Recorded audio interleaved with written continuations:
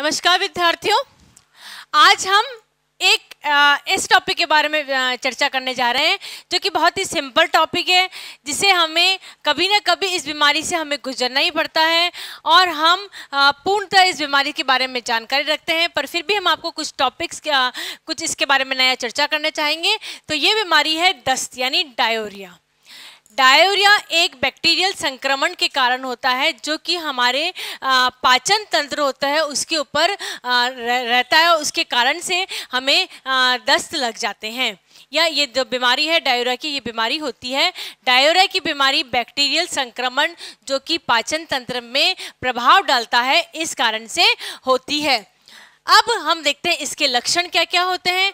सर्वप्रथम इसके अंदर पेट दर्द होने लगता है, बट ऑब्वियस सी बात है जब हम पाचन तंत्र के प्रभाव की बात करते हैं तो यह पेट दर्द अवश्य देता है। पेट में कई बार मरोड़ सी उत्पन्न होने लग जाती है, हमें बार बार यह पेट दर्द के साथ में मरोड़ उत्पन्न होने लग जाती है, हमें बार बार यह एहसास होता है कि हमारे शरीर में कुछ परिवर्तन हो रहा होता है। नेक्स्ट है इसमें कि हमें बार बार मल त्यागने की इच्छा होती है, मल त्यागने जाना पड़ता है। यह डायरिया का सबसे बड़ा लक्षण होता है, बार बार मल को त्यागना। मल त्यागने की जब हम बात करते हैं तो डायरिया ऐसा रोग होता है जिसके अंदर पतले दस्त या पतला मल निकलता है, बार बार पतले मल जाना पड़ता है। जब इसकी तीव्रता बहुत अधिक हो जाती है, जब बैक्टीरियल संक्रमण कंट्रोल में नहीं आता है, इसकी तीव्रता अधिक हो जाती है, तब मल त्यागने के साथ में मल के अंदर इन्फेक्शन के कारण से रक्त अथवा मवाद भी आ सकता है। यह तब होता है जब बैक्टीरियल इन्फेक्शन जो होता है वह अत्यधिक होता है। कई बार इसमें क्योंकि ये पाचन तंत्र की समस्या होती है, पाचन तंत्र की समस्या के कारण से इसके अंदर एसिडिटी भी बढ़ने लग जाती है और इसके कारण से लगातार उल्टी भी आ जाती है। यानी निर्जलीकरण की जो प्रक्रिया है वह दोहरी हो जाती है। एक तो मल के साथ में पतले दस्त लगते हैं इसके अंदर, प्लस इसमें हमें लगातार उल्टी भी आने लग जाती है। तो निर्जलीकरण की जो समस्या होती है वह इस समय पीक पर होती है। इसके अंदर बट ऑब्वियस पानी की कमी, निर्जलीकरण शरीर के अंदर हो जाता है। तो ये सब जो लक्षण होते हैं वह किसके होते हैं? डायरिया के होते हैं। याद रखिए जो डायरिया होता है वह बैक्टीरियल इन्फेक्शन होता है, वह स्वच्छता की कमी के कारण होता है। स्वच्छता की कमी, खाने से पूर्व हाथ धोना, खाने के पश्चात हाथ धोना, सब्जियों को पूरी तरह स्वच्छ रखना, अपने आसपास का वातावरण स्वच्छ रखना, स्वच्छ बर्तनों में खाना खाना या स्वच्छ बर्तनों में खाना बनाना, किसी भी तरह की जो नीचे गिरी हुई चीज़ होती है उसे मुंह में ना लेना, इस तरीके की बचाव से ही आप अपने आप को इस रोग से बचाया जा सकता है। कहने का तात्पर्य यह है कि जो दस्त का जो रोग होता है उससे बचाव जो कर सकते हैं वह केवल और केवल स्वच्छता, हर तरीके से स्वच्छता, शारीरिक स्वच्छता, घर के आसपास के वातावरण की स्वच्छता, जो बर्तन आप काम में ले रहे हैं उस तरह की स्वच्छता, इन सभी चीज़ों की स्वच्छता के कारण अगर आप मेंटेन रखते हैं तो स्वच्छता से दस्त जो होते हैं वह रुक सकते हैं, या दस्त को जो बैक्टीरियल इन्फेक्शन होता है वो आपके शरीर के अंदर प्रवेश नहीं कर जाता है। एक बात मैं थोड़ा बताना चाहूँगी, जनरली देखा गया है कि बच्चों में जो होती है वह डायरिया की जो समस्या होती है वो ज़्यादा होती है। शिशु में अथवा बच्चों में जो होती है, या जो जिन बच्चों के दांत निकल रहे होते हैं उनमें दस्त की समस्या ज़्यादा होती है। हम ये बोल रहे हैं ये पाचन तंत्र की समस्या है, ये बैक्टीरियल इन्फेक्शन हो जाता है इसमें। तो कहने का मतलब ये है कि ये बच्चों में समस्या क्यों होती है? वो इसलिए होती है क्योंकि बच्चे जो होते हैं नीचे जो गिरी हुई चीज़ें होती हैं वो ज़्यादा खा लेते हैं। नीचे गिरा हुआ उसके अंदर बैक्टीरियल इन्फेक्शन आ गया, तुरंत बच्चों के जो बच्चे चूँकि नाजुक होते हैं तो उनके पाचन तंत्र पे यह तुरंत प्रभाव डालती है, बच्चों में समस्या पैदा हो जाती है। यानी कि हमें स्वच्छता का ध्यान रखना चाहिए। यह मिसकंसेप्शन है कि दांत निकलते हैं तो बच्चों में स्वाभाविक रूप से दस्त हो जाते हैं। नहीं, स्वाभाविक रूप से उसमें दस्त नहीं होते हैं। दस्त उन्हीं बच्चों को होते हैं क्योंकि बच्चों में उस समय जो होता है मसूड़ों में खुजली चलना चालू हो जाती है, जो दांत होते हैं वह मसूड़ों को चीर के बाहर निकलते हैं, तो बच्चों को बहुत खुजली होती है उस समय मसूड़ों में। तो बच्चे नीचे गिरी हुई चीज़ होगी, नीचे ज़मीन पे हाथ लगाया, नीचे ज़मीन पे हाथ लगाने के बाद में उन्होंने मुंह में हाथ रख लिया, तो नीचे ज़मीन पे गिरने के बाद जो मुंह में हाथ रखा तो वो जो बैक्टीरियास होते हैं वह पाचन तंत्र में प्रवेश हो जाते हैं। इस कारण से बच्चों में दस्त अधिक लगते हैं। इन समस्या से बचाया जा सकता है। निर्जलीकरण की जो समस्या होती है यह एक बहुत व्यापक रूप ले सकती है, भयावह रूप ले सकती है। दस्तों में स्पेशली जो बच्चे होते हैं इसके अंदर ये बहुत ही भयावह रूप ले सकती है।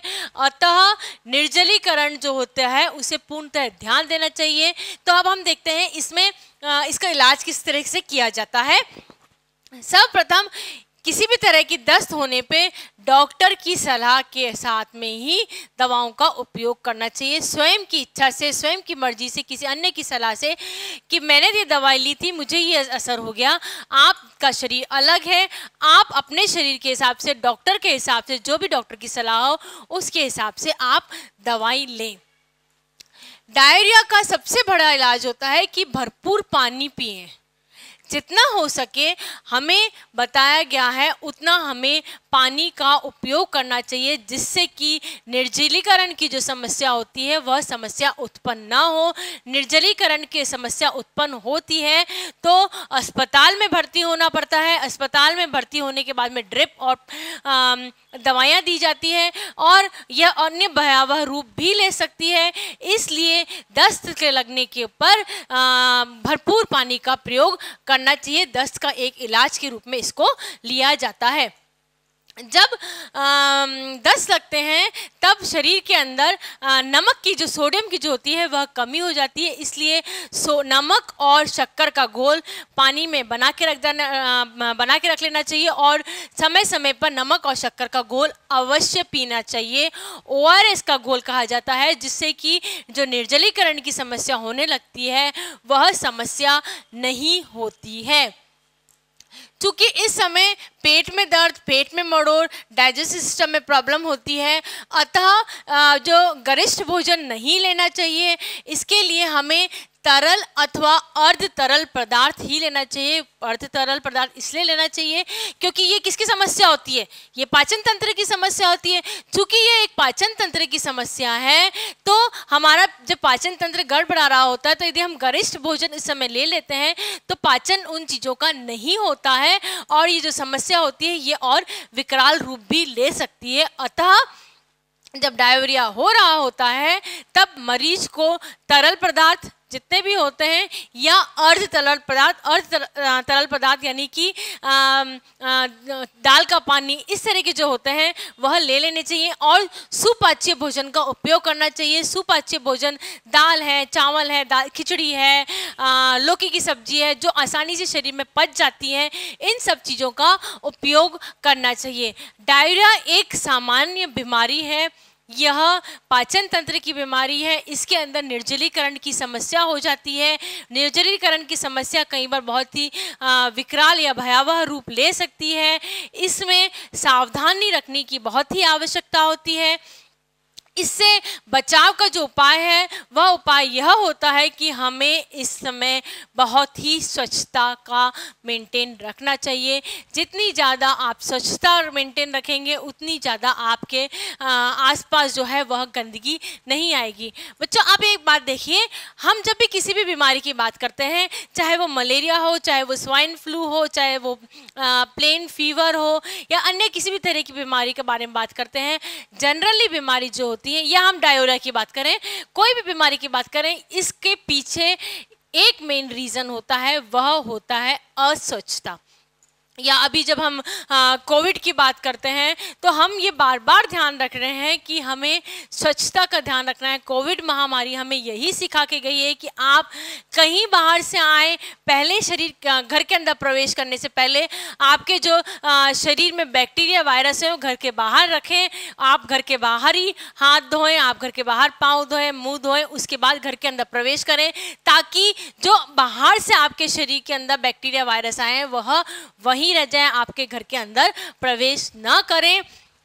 स्वच्छता के द्वारा आप बहुत सारी बीमारियों को अवॉइड कर सकते हैं। खाना खाने से पहले हाथ धोना, खाना खाने के पश्चात हाथ धोना, बार बार हाथ धोना, घर के आसपास किसी भी तरह का पानी का जमाव ना होने देना, गंदगी को दूर रखना, इनसे हम विभिन्न प्रकार की बीमारियों से बचा जा सकता है। और डायरिया तो एक ऐसी बीमारी है जो सिर्फ और सिर्फ अस्वच्छता के कारण ही फैलती है। यह बैक्टीरियल इन्फेक्शन पाचन तंत्र को कमजोर कर देता है। क्यों? क्योंकि यह हमारे अस्वच्छता के कारण से ही होता है।